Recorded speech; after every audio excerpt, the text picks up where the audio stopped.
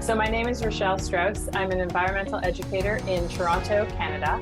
I've been doing environmental education and education work for about 30 years, predominantly in nonprofit sector, and mostly with environmental education at the heart of what I do. When I'm not working, I am a children's writer. The Global Ocean is my third book. My first book was Tree of Life, The Incredible Biodiversity of Life on Earth. My second book was One Well, The Story of Water on Earth. And my latest book is The Global Ocean, which came out in North America on May 3rd. I'm currently working on book number 4. So I combine my love of nature and my passion for stories to teach kids about nature and the environment, and hopefully to empower them to take action and make changes on this planet. There isn't just one issue impacting the global ocean, and there isn't just one solution. The ocean transcends political boundaries, and it transcends geographical borders. So the thought that there couldn't be or the thought that we wouldn't take collective action to solve the problems is not the right approach. We need to work collectively. We need the voices from across different jurisdictions, from across different communities, from across different groups.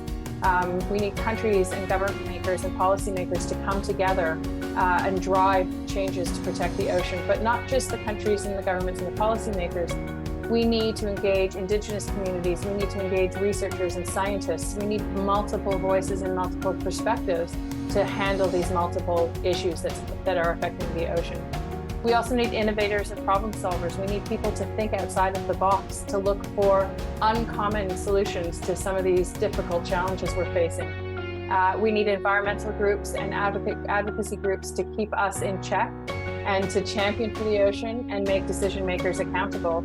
And we need community groups and Earth citizens, people like yourself, myself, young and old, to be activists, to speak up, to think differently, to do things differently.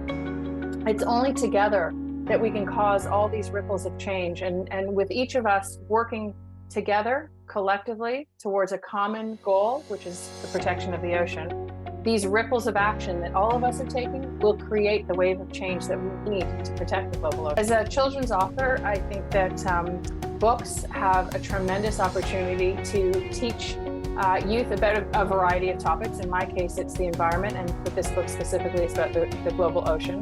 My mission through my work is to change the world one book at a time. So we think about the pathways to learning and the pathways to knowledge, and we often lean towards the traditional pathways through education.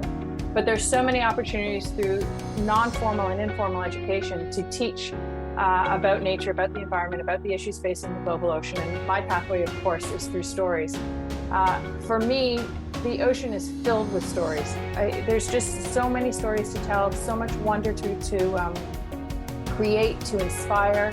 So when I write about the global ocean, the first thing I wanted to do was introduce children to the incredibleness of the ocean itself. The fact that it's just one ocean, that there's 5 major oceans, but it's just one ocean and it's all connected is a big aha for most kids to absorb. The ideas around the ocean being home to more life on the planet than anywhere else, more diversity than anywhere else, that it drives our climate, that it holds 97% of Earth's water. These are my pathways to get kids excited. So my goal through the global ocean was to get them excited about the ocean itself, to go, wow, this is an incredible thing. This is the most important feature on Earth. And then I start to introduce to them the issues that are impacting the ocean. So we talk about climate change and acidification, warming water. I talk about habitat loss, pollution, of course, plastics, overfishing. But by then, because I've introduced the concept of the global ocean, and because I've introduced the topic around the richness of the diversity and the importance of the ocean, the introduction of the issues has greater impact. Kids understand the meaning. They start to understand the interconnectedness. They start to understand how all the systems in the ocean, all the species, all the spaces are interconnected into one large system. So when you talk about climate change on its own, it's climate change out here. But because I've introduced the concepts of the ocean and the aha and wonder of the ocean and the importance of the ocean, now children can put two and two together and understand how the impact of climate change is, how climate change is impacting the ocean and how the ocean controls climate. But one of the other things I do with my books and work very hard to do with the global ocean in particular was to offer stories of hope, stories of opportunities, to let children see that there are good things happening and that people out there from governments to municipalities to communities to individual citizens are actually working hard to protect the global ocean. I want students or readers to feel empowered, to feel hopeful, and I want them to be inspired to think about the possibilities of what they can do and who they can become to also affect change.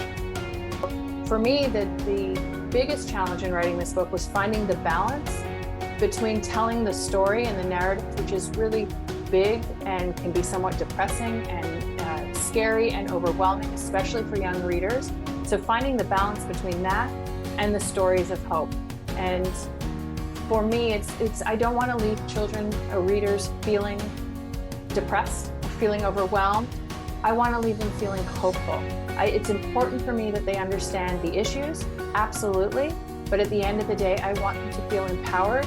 I want them to feel like there's opportunity for their voice, there's opportunity for them to take action, and that action could be, as a young reader of 8, doing something with their family in their own home. It could be beginning to think about what activism for them looks like.